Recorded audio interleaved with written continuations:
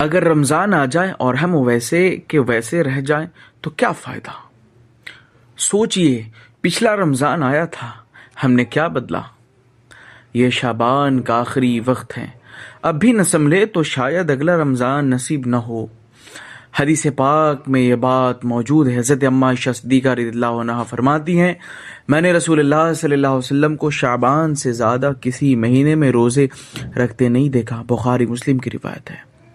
یعنی نبی پاک صلی اللہ علیہ وسلم رمضان سے پہلے تیاری فرماتے تھے، اور بہار شریعت میں سرکار صدر الشریعہ بھی فرماتے ہیں شعبان میں روزوں کی کثرت مستحب ہے تاکہ رمضان کی عادت بن جائے۔ اور فتویٰ رضویہ شریف میں سید اعلیٰ حضرت امام احمد رضا خان فاضل بریلوی فرماتے ہیں کہ رمضان کی تیاری یہ ایمان کی علامت ہے۔ آج سے فجر کی نماز قضا نہ ہو، موبائل میں گناہ والے صفحات چھوڑ دیں، روزانہ کم سے کم ایک پارہ پڑھنے کی نیت کریں، کم سے کم 1000 مرتبہ درود شریف پڑھنے کی عہد کریں، درود شریف پڑھنے کی عادت ڈالیں۔ یا اللہ ہمیں رمضان کا سچا قدردان بنا۔ یا اللہ ہم سب کو اس ماہ رمضان میں مکمل روزے رکھنے کی توفیق و رفیق عطا فرما، اور نوجوانوں کو اس پر عمل کرنے کی توفیق و رفیق عطا فرما۔ کیا آپ کو نہیں معلوم جو رمضان آتی بہانہ بناتے، قرآن میں اللہ تعالیٰ نہیں فرماتا یا ایھا الذین آمنوا کتب علیکم الصیام؟ دوسرے پارے کی یہ آیت مقدسہ ہے، اللہ تعالیٰ فرماتا اے ایمان والو تم پر روزے فرض کیے گئے جیسے کہ تمہارے اگلوں پر فرض کیے گئے تھے۔ کہ قرآن کا حکم یہ نہیں ہے کہ یہ رمضان کتنا پاورفل، کتنا قیمتی مہینہ ہے؟ کیا حدیث سے اس کا ثبوت نہیں ملتا؟ کیا رمضان یہ امتی کا مہینہ نہیں ہے؟ تو پھر ہم تیاری کیوں نہیں کرتے؟ کیا تیاری ضروری نہیں ہے؟ آپ جب نماز پڑھنے جاتے ہیں پنجگانہ تب اس کے لیے تیاری کرتے ہیں، وضو بناتے ہیں، فریش ہوتے ہیں تاکہ کسی قسم کی کوئی پریشانی لاحق نہ ہو۔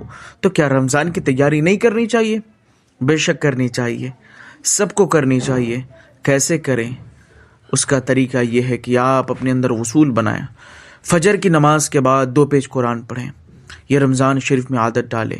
ظہر کی نماز کے بعد بھی 2 پیج پڑھیں، عصر کے بعد بھی 2 پڑھیں، مغرب کے بعد بھی 2 پڑھیں، عشاء کے بعد 3 پڑھیں۔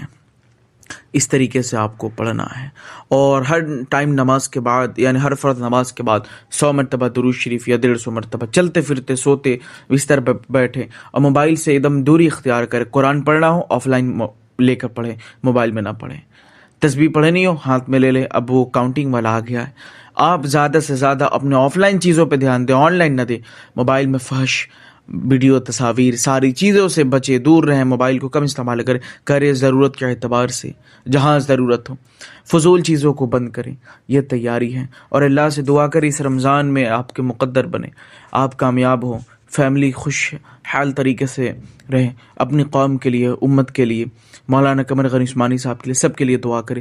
تقریباً 4 سالوں سے زائد ہو گئے آج جیل میں۔ ان کا جرم بس اتنا تھا کہ وہ رسول پاک صلی اللہ علیہ وسلم کے نام مقدسہ کی حفاظت فرما رہے تھے، ظالموں سے لڑ رہے تھے حضور کی عزت کے خاطر، بس ان کا جرم اتنا تھا۔